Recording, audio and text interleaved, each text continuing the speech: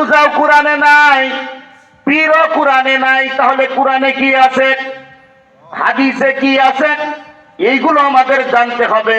এইগুলো জানতে চায়ের দোকানে না, এইগুলো জানতে চাষবাসার কাছে না, এইগুলো জানতে দোকানপাটে না, এইগুলো জানার জন্য আপনি হক্কানি আলেম ওলামাদের কাছে যাওয়ার দরকার আছে না নাই? এদেশে ইসলাম প্রচার যারা করেছেন তারা হচ্ছে ওলিয়া উলিয়াগণ। কথা বুঝতেছেন? আমি থিসিস করে দেখেছি, আজ থেকে 700-800 বছর আগে যারা এই জমিনে এসেছে, ওই জমিনের মানুষগুলো সব হিন্দু ছিল, অন্য ধর্মের মানুষ ছিল। ওরা মূর্তি পূজা করত, গাছ পূজা করত, ওরা সাপ পূজা করত, ওরা আগুন পূজা করত। এমন মানুষগুলোর কাছে যারা ধর্ম প্রচার করতেন তাদের নাম ওলিয়া উলিয়া। কথা বুঝতেছেন? আমরা এখন কি করতেছি?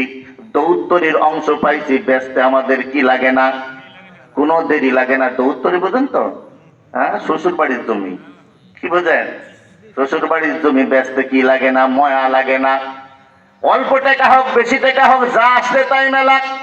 কিন্তু আপনার কামাই করা টাকা দিয়ে যদি আপনি জমি ক্রয় করেন, আর আপনি যদি জমি বিক্রি করার চিন্তা করেন, আপনার কিন্তু যদিও বিক্রি করতেছেন প্রয়োজনের তাগিদে, আপনার ব্যথা লাগবে। আহারে, বড় কষ্ট করে খেয়ে না খেয়ে আমি জমি ক্রয় করেছিলাম, এখন কেন এই জমিটা আমি বিক্রি করতে যাচ্ছি?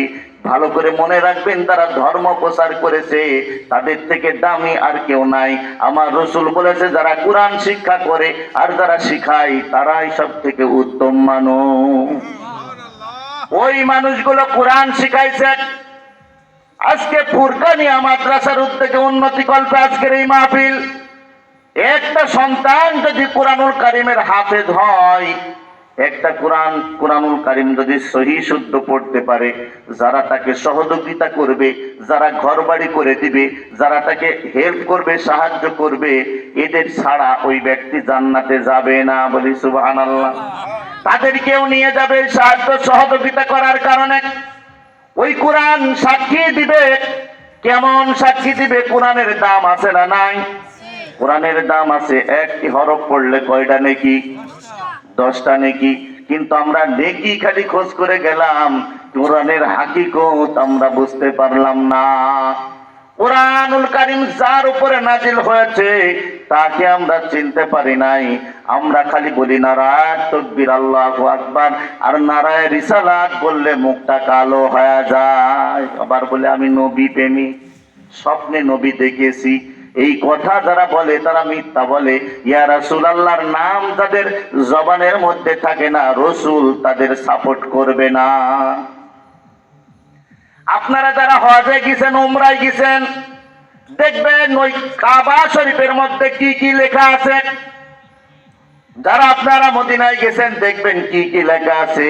আমি বাবু সালাম গেট দিয়ে ঢুকতেছিলাম, টাকা দেখলাম লেখা আছে শাফাআতি লি আহলিল কাবাইরি মিন উম্মতি।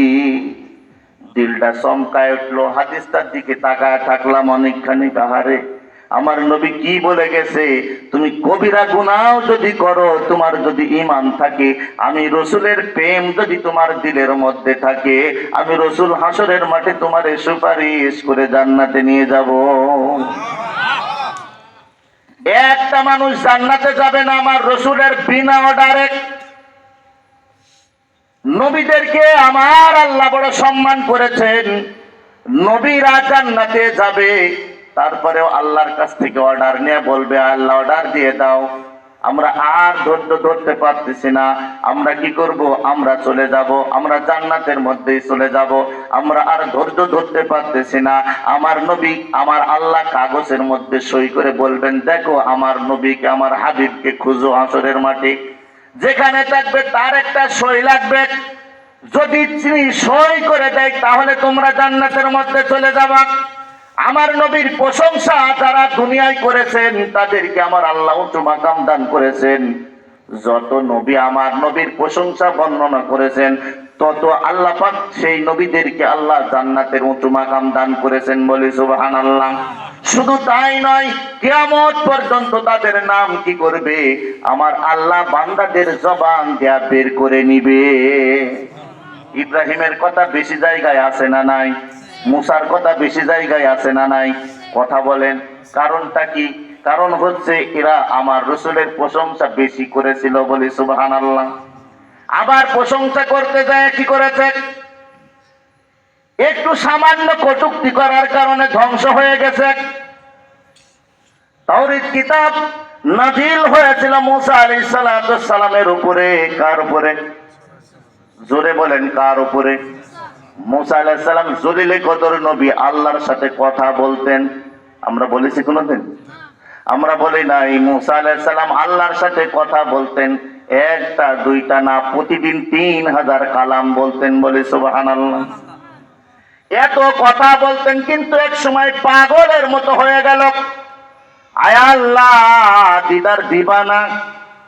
আর ভালো লাগতেছে না, একটু দিদার চাই। রব্বি আরিনি, রব্বি আরিনি, আল্লাহ দিদার দাও। আল্লাহ বলতেছেন, মুসা রে, দিদার হবে না। যার কাছে দিদার হবে তিনি এখনো দুনিয়ায় আমি তারে পাঠাই নাই। জোরে বলেন সুবহানাল্লাহ। আমার নবী যাবে, আমার নবীর সাথে দিদার হবে, তারপরে কারোর সাথে দিদার হবে। মুসা পয়গম্বর এই কথা শুনে বললেন লাংতারনি। এই কথা শুনে তিনি অ্যাস্ট্রোনেট হয়ে গেলেন। কিন্তু মুসা আলাইহিস সালাম কি করেন নাই? আমার রসুলের কোনোদিন কি করেন নাই? বিরোধিতা করেছে নাকি? বিরোধিতা করে নাই। এত প্রশংসা বর্ণনা করেছে মুসা পয়গম্বরের কথা কুরআনুল কারীমের মধ্যে অনেক জায়গায় আছে। আমরা পড়ি না? হিংসা করি নাকি? কিন্তু মুসা আলাইহিস সালামের একজন উম্মত তাওরীত কিতাবের হাফেজ ছিলেন। কথা আমাদের দেশে কোরআনের হাফেজ নাই, কিন্তু এই হাফেজরা কি করে জানেন? আমার রসুলকে একটা হাফেজ একদিন আমার সাথে তর্ক করে বলতেছেন, আমার নবী কি হাফেজ ছিল? মানে কথাটা কি নিয়ে তর্ক হলো সেটা আপনাদের ভেঙ্গে বলি, ওয়াজ আপনারা মনে রাখবেন। আমি ওখানে বলবো তাওরীত কিতাবের হাফেজ ছিল আবুল হারেসা। কে ছিল? আবুল হারেসা।